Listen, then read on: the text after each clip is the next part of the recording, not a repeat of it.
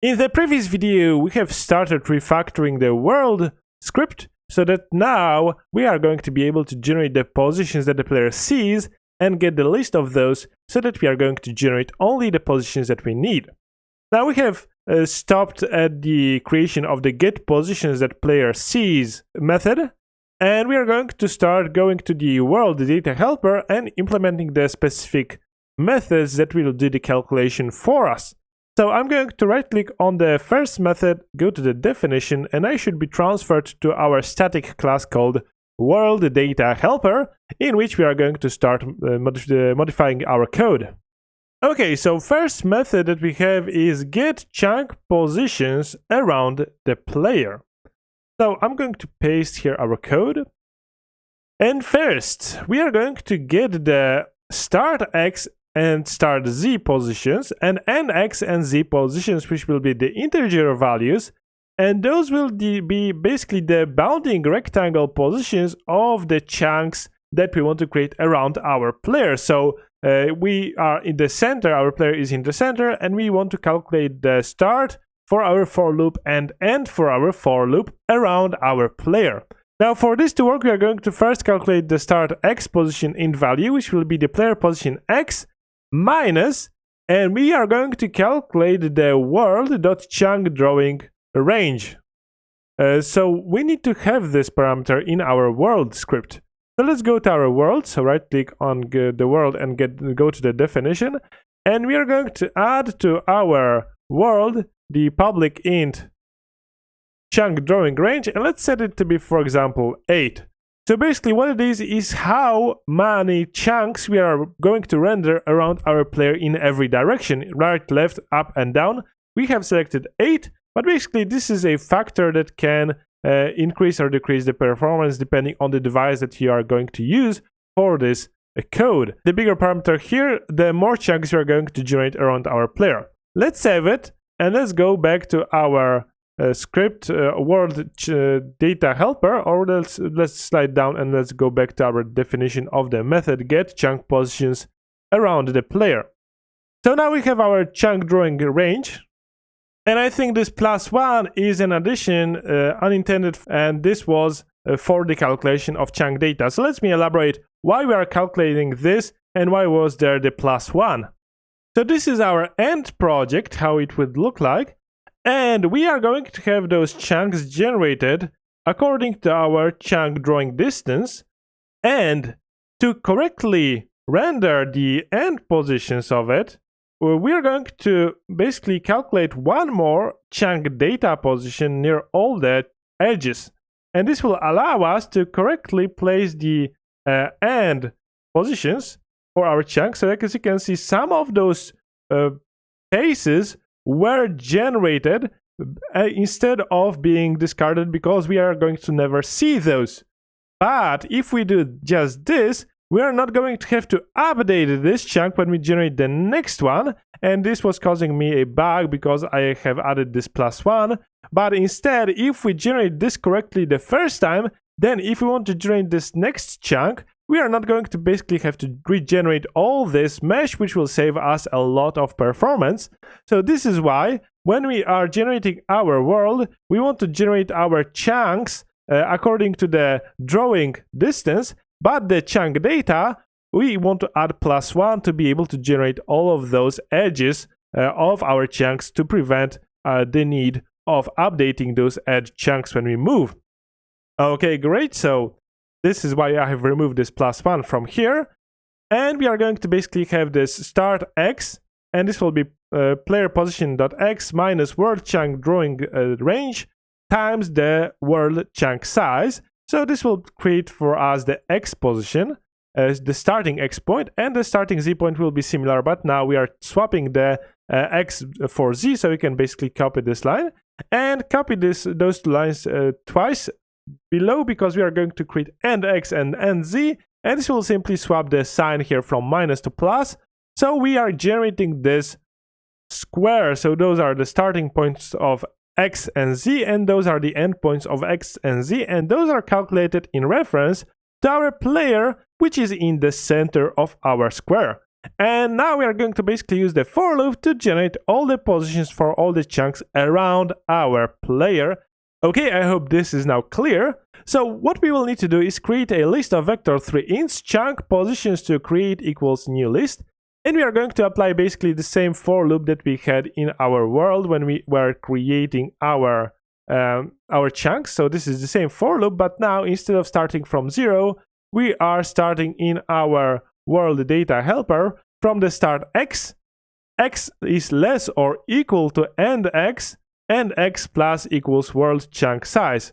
So I think that we could reduce this, so this could be only less, and next then we would only have 8 chunks to the right and 8 chunks to the left. If we leave it less or equal, we are going to have one more chunk in the center, I think. Okay, so we can leave it like this. So we are going to basically generate all the chunks from the start x position to the end x position, and we are simply adding to the x plus equals world.chunk size. And this is because we are calculating the chunk positions, and those are 0. Next will be 16. For example, if we have the size of the chunk 16, next it will be 32, and so on. Those are the starting points of our chunks. This is why we are adding world.chunk size instead of 1, as we usually do in the for loop. Okay, so this is the same for loop, but for the z position, starting from the z till the end of z values, and plus equals world.chunk size. And if we loop through those points, we are going to generate var chunk position, which is simply a vector3int, so we can type the correct type. It will be easier for us to read in the GitHub repository. Vector3int chunk position equals, and we are going to type chunk position from block coords.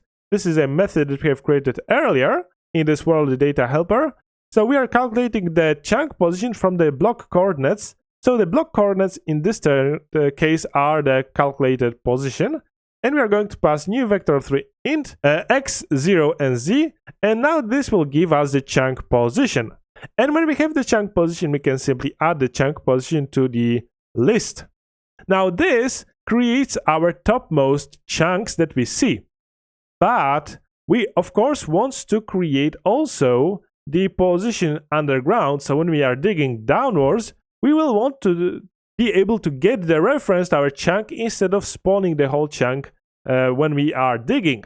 So we will want to create a couple of chunks below our player, and this will be this if statement. If our x is greater or equal to player in position.x minus world size, and x is less or equal to player position x plus world chunk size, and the same conditions will apply to our z value. So basically we are going to create, as you can see, 3 by 3 square of chunks. So one chunk below the player, and 2 chunks to the left and 2 chunks to the right, and also the diagonal chunks. I don't think we need those, but this is useful to have. And we are going to calculate those for 2 levels. And this is just because when we want to start digging in our terrain, we are going, okay, I have flipped it. We are going to start digging in our terrain. We need to have those chunks so that we can access the blocks, modify them, and maybe even spawn some diamonds or whatever we want to have inside our ground or caves. So this is why we have those. And probably if we want to have caves, we will want to create the same chunks around our underground, the same size or maybe similar size to create our cave system.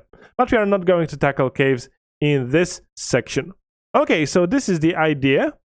So basically this if statement defines that we want to create 3 by 3 square below our position of our player so that we can dig underground. And when we have this, we are going to look for int y equals minus world chunk height. So basically this allows us to create 2 levels below our ground, and we are going to generate for the y equals minus world chunk height to y greater or equal to player position dot y minus the world chunk height times 2, and this allows us to generate our correct chunks underground. And we are going to decrease the y by minus equals world dot chunk height. And we are going to simply add to our chunk position. We are going to generate our new chunk position from block coords.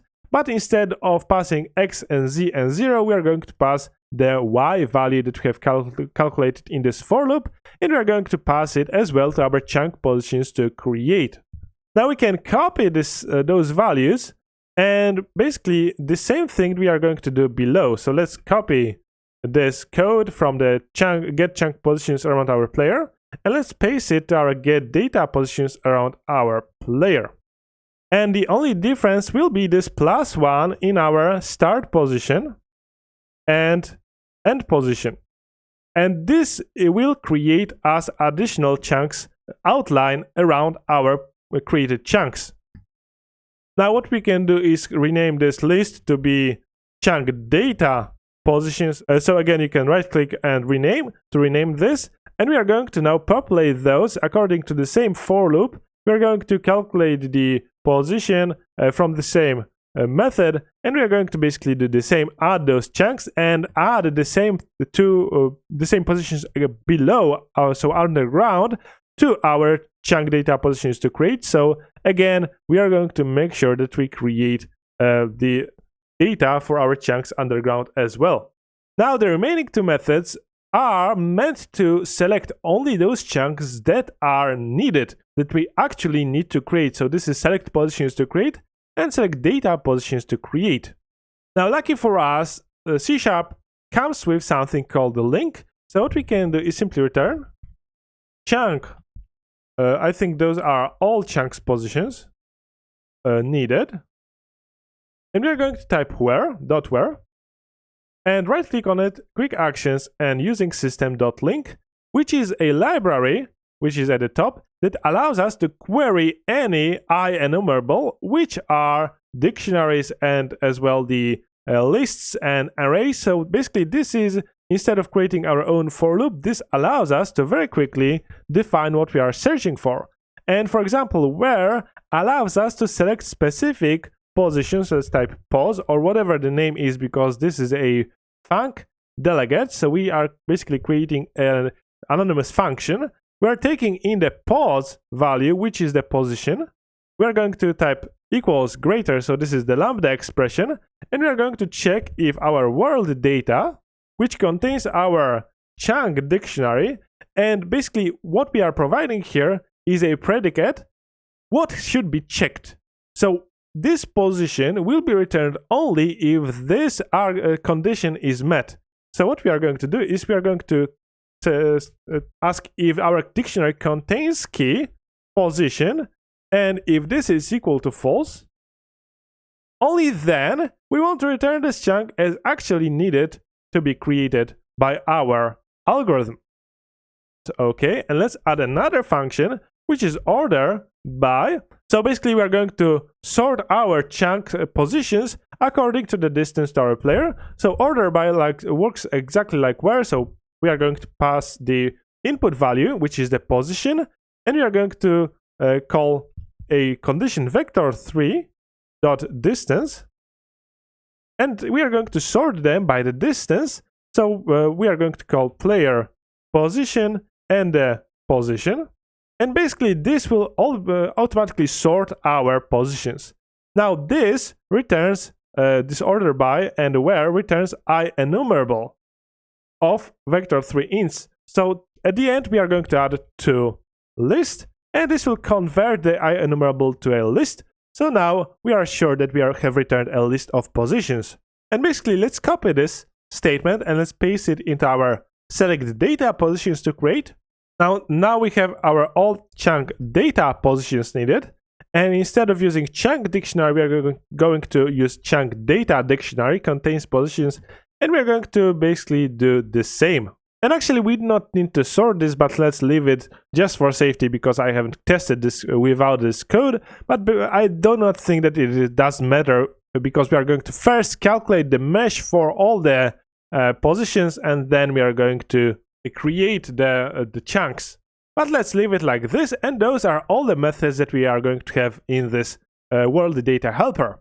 Okay, and since I believe that we are going to need a bit more code to access those underground chunks that we are calculating in those get chunk positions and get data positions, let's for now comment this code out, Ctrl-K, Ctrl-C to comment this code out, and the below code as well for the if statement that adds the chunks underground, because we are going to tackle this topic when we are implementing the digging mechanic, but for now we do not need it and we need to write a bit more code.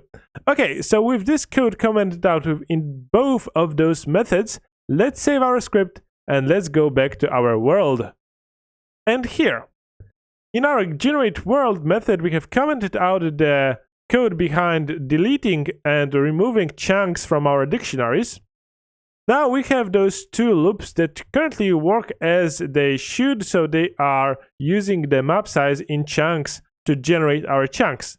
Instead, we want to use the data from our world generation data struct. So I'm going to create more new methods out of those methods.